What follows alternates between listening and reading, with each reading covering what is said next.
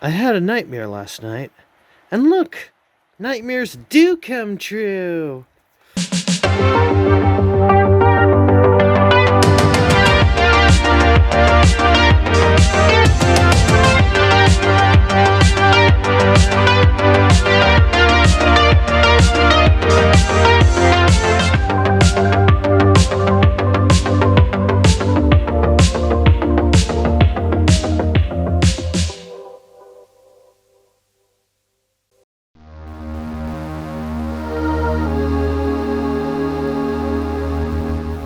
Um, yeah, one day, a little bit of snow, and that was all that was needed to throw this thing down.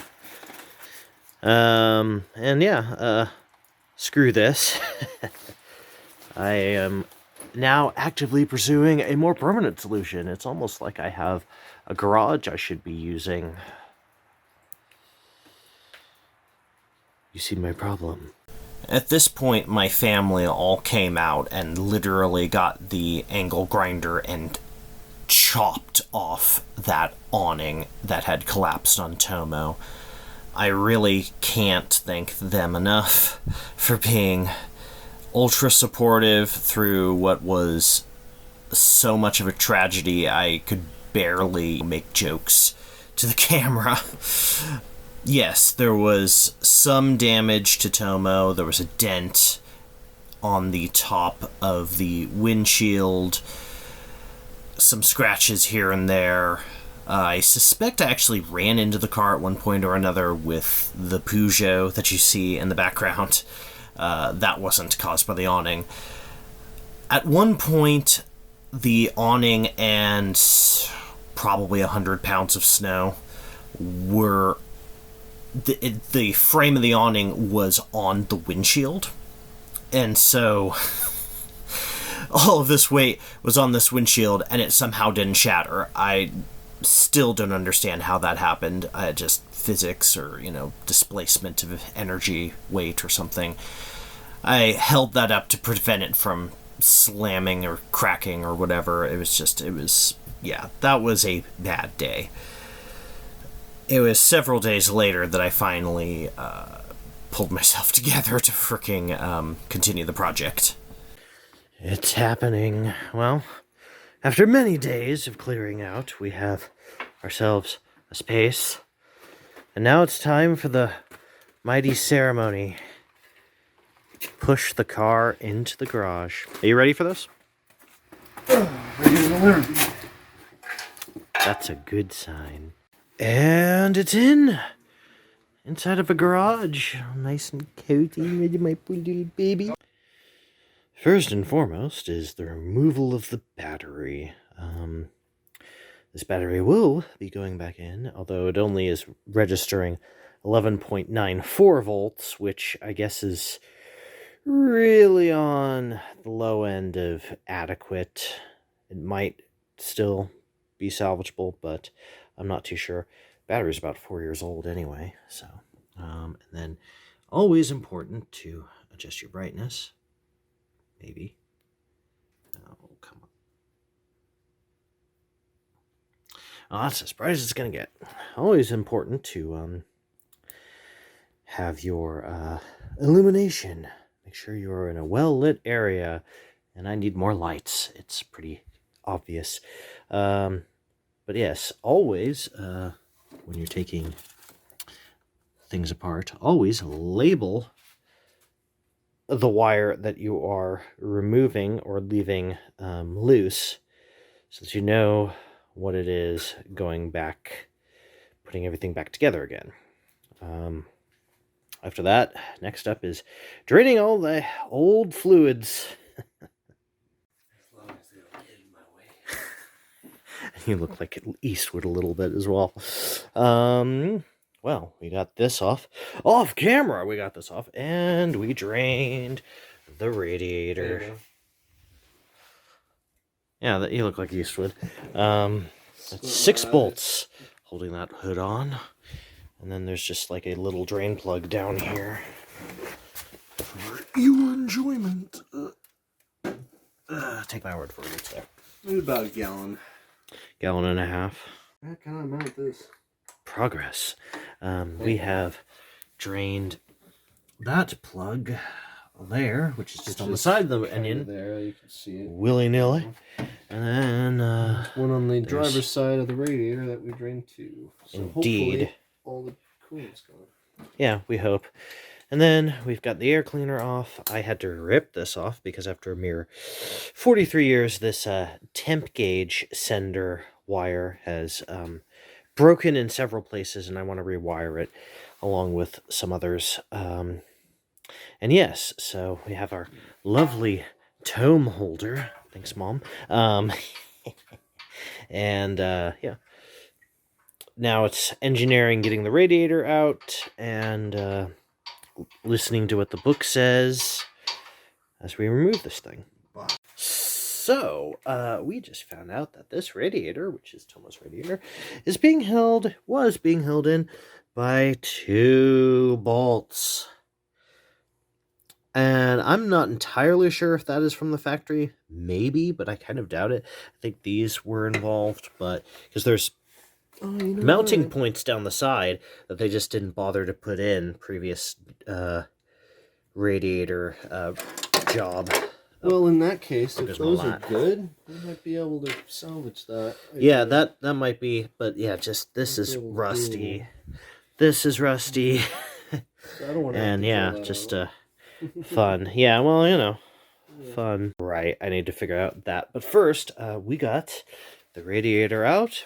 Radiator shroud, radiator hoses, the alternator belt, which is kind of a serpentine belt, sort of, apart from the AC, because it was annoying me as I was taking the hose out.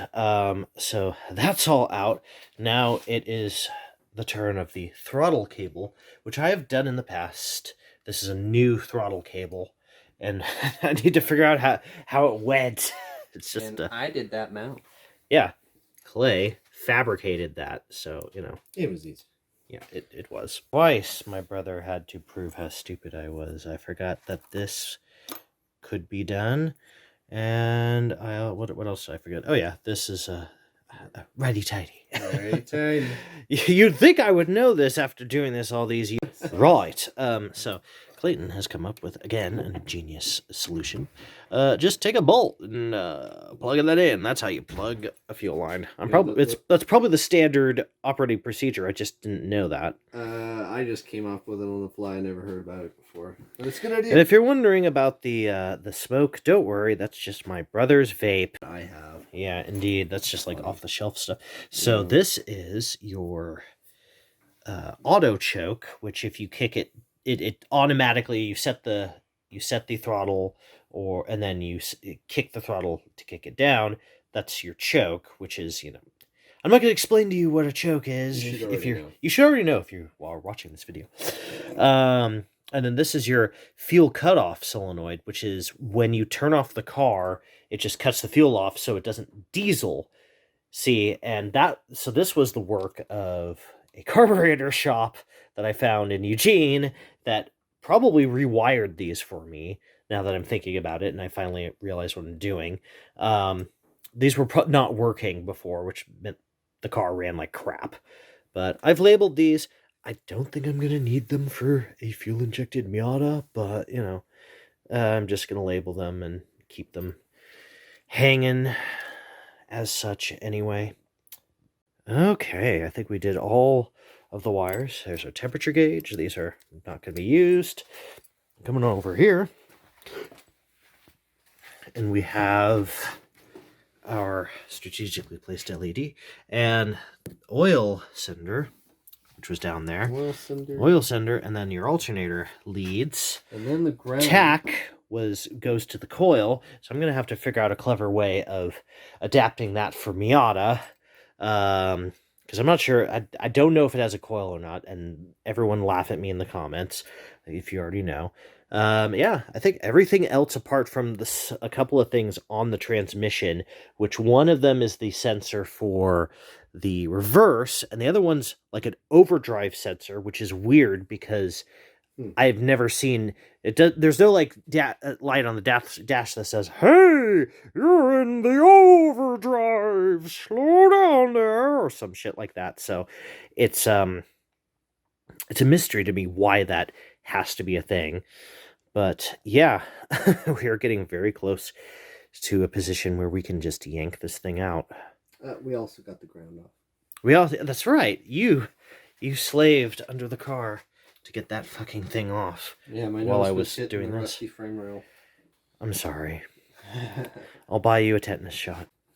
Here's my Buddha moment. Okay, I just find it very funny that this, from the positive battery, this goes to the starter, and that's everything.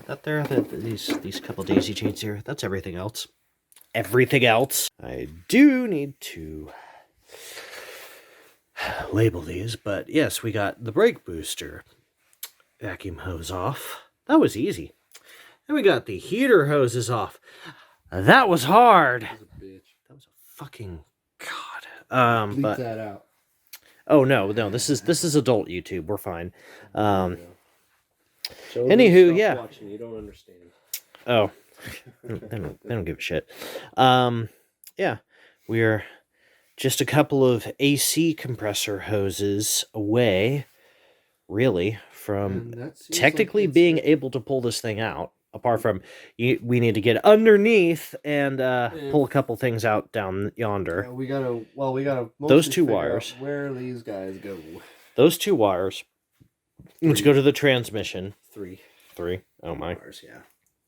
And then there's the clutch itself that we need to detach, as they say, from the clutch pedal, which is all underneath there. That should be straightforward. And then, yeah, it's almost ready to come out. All right. Yeah, we're going to call it a night now. We're not going to disconnect these AC lines because you were afraid that there might be Freon still in them. And I don't really want to die, possibly, if it is going to kill us if we inhale it. We are in an enclosed garage. Now, I'm way too diligent as well to, just go, no, let's just do that. So, on the weird off chance that after 43 years, there's still juicy R12 in these lines, yeah, we're going to push the car outside and then do it there. And we'll put it in the canister and take it to O'Reilly. Absolutely. Will not let it go into the atmosphere. Absolutely, without question. Yes. Yeah, the non-existent R12 that is not in this system because it never worked while I had it, and if there's R12 in there, we will put it in a canister. Yeah, exactly. There's only one way to find out is by taking it off. So precisely. Tune in next time. Yeah, and then additionally, we need to, if we're still alive, you'll know. Additionally, we will lift the car up after we disconnect the AC lines without R12 in them. Yeah, then we will undo everything down transmission side, including the drive shaft. And then this thing will be ready to come out. Fun.